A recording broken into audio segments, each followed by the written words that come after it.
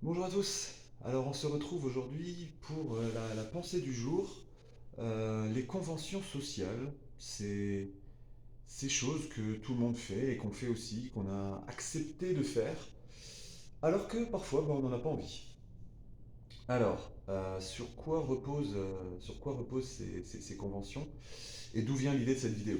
Alors l'idée de la vidéo, c'est parce que j'ai vu des petites vidéos de jokes comme ça, de blagues où, où les gens défiaient ces fameuses conventions sociales, notamment venir s'asseoir en face de quelqu'un. Vous êtes dans une cafétéria, il y a de la place et vous allez vous asseoir pile en face de quelqu'un. C'est vrai que c'est bizarre, ça se fait pas. Mais pourquoi? Pourquoi ça se fait pas? Pourquoi est-ce qu'on n'aurait pas le droit de venir s'asseoir pile en face de quelqu'un? Pourquoi est-ce qu'on n'aurait pas le droit de chercher plutôt la proximité que la distance? Pourquoi?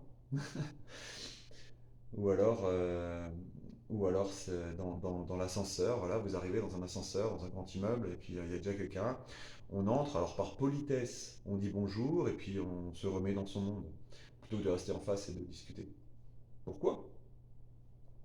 C'est vrai que ce serait bizarre si quelqu'un rentre dans l'ascenseur et il vous regarde comme ça, et puis on attend. Bien sûr que ce serait bizarre. Mais pourquoi? Alors pourquoi pas aussi, hein, ça dépend.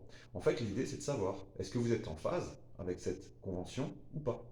Est-ce que, est-ce que vous auriez fait différemment ou pas? Donc, d'où viennent ces conventions? Alors, j'ai appris un terme il n'y a pas si longtemps que ça. Ça s'appelle la preuve sociale. Donc, la preuve sociale, c'est en fait la recherche de notre cerveau de comment les autres font. Si tout le monde fait d'une certaine façon, bah, j'aurai la preuve que c'est comme ça qu'il faut faire en société. Alors, vous voyez déjà le problème, hein, c'est que si je regarde sur les autres, alors déjà, qui me dit que c'est le bon comportement de base, en fait, hein, ça dépend qui je regarde. Et puis en fait, le problème c'est que tout le monde regarde tout le monde, hein. Donc si on est tous à se regarder comme ça, en fait on est tous dans l'hésitation et tous dans l'incertitude.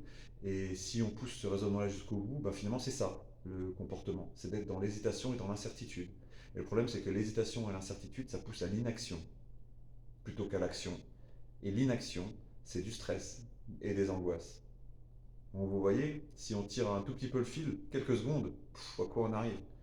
Donc la preuve sociale c'est bien, quand c'est justifié et quand c'est en phase avec vous. Ensuite, il y a un autre terme qui explique un peu ça, c'est cette histoire de biais cognitif de conformité. Ouais, de conformité. Donc en fait, le biais cognitif de conformité, ça veut dire que votre cerveau aura tendance à vous montrer les informations qui vous mettent en conformité avec les autres. Donc vous allez chercher à pas faire de vagues, à faire comme tout le monde, et votre cerveau va vous alimenter d'informations qui vous disent ouais tu vois c'est bien, c'est comme ça qu'il faut faire, c'est bien. Alors je sais, bien mal ça n'existe pas pour le cerveau, mais cette notion-là, si, c'est-à-dire qu'il va vous présenter ce qu'il pense être nécessaire à votre survie. C'est ça qui est bien pour lui en fait. Donc voilà, avec cette preuve sociale et ce biais de conformité, on se retrouve à reproduire des comportements. Alors quand ils sont anodins, c'est pas grave. Quand ils sont bons pour la société, c'est même bien. C'est vrai que, voilà, par exemple, porter des vêtements quand on sort, c'est une convention sociale. C'est une convention sociale qui est peut-être assez largement acceptée et qui a certainement plus de bienfaits que de méfaits. Donc ok, celle-là, il n'y a pas de problème. Et même s'il y avait un problème, moi, ça ne me dérange pas de porter des vêtements quand je sors. Donc je n'ai aucun problème à adhérer à cette convention parce que je suis en phase avec. Mais ça mérite quand même de se poser la question. Donc pour chacune des conventions comme ça qu'on voit autour de nous, se poser la question, est-ce que c'est normal? Et alors le gros problème de ces conventions, c'est quand elles aboutissent à quelque chose dont tout le monde sait que ce n'est pas une bonne idée, mais qu'on fait quand même. C'est-à-dire un exemple un peu bateau, hein, vous voyez quelqu'un qui est en train de ranger ses courses et qui galère parce qu'il tient ses courses, il n'arrive pas à ouvrir le coffre de sa voiture, il y a son gamin, il y a son chien, enfin, on va pas l'aider. On va pas l'aider. Pourquoi? Parce qu'on vit dans un monde où finalement vous risquez de faire peur à la personne, elle risque d'être étonnée, voilà. Et comme personne n'aide, et ben personne n'aide. Et comme ça a l'air de tourner comme ça, ben pourquoi changer? Ouais. Sauf que si on aidait un peu plus, et ben ce serait peut-être ça la convention sociale. Ce serait peut-être le fait. d'aider qui serait normal. Et ça, ce serait pas dégueu, je pense. Alors là, il y a peut-être certains d'entre vous qui se disent, bah oui, moi j'aide les gens, ouais, c'est bien, continuez, continuez, continuez, allez dans le contact, allez. Il y a une autre convention sociale très répandue, alors ça c'est pas partout heureusement, mais c'est faire la gueule dans la rue. Vous marchez, vous faites la gueule. Ouais. Alors oui, ça, il y a peut-être certaines personnes qui vous diront oui, mais moi je fais la gueule parce que j'ai pas envie d'être emmerdé par les autres. Ouais, c'est possible aussi. Et c'est vrai qu'il y a des cas où il vaut mieux pas se mettre trop en avant, sinon on risque d'avoir des ennuis. Ouais, c'est vrai aussi. Mais il y a des cas où on peut sourire. Quand vous passez à la caisse d'un supermarché, dire bonjour avec un sourire à la dame, ça va pas vous créer d'ennui, elle va pas vous demander votre 06, voilà, elle va pas vous harceler parce que vous lui avez souri. Donc ça peut être sympa, ça peut être cool de faire ça. Mais c'est vrai que parfois ça peut être bizarre. Voilà, donc quand vous êtes en face d'une situation où vous vous dites, bah mince, j'aurais pas fait comme ça, mais tout le monde fait comme ça, posez-vous vraiment la question, ok, qu'est-ce qui se passe si je change? Qu'est-ce que ça fait? On va me prendre pour un fou peut-être. Et alors? Est-ce que c'est grave?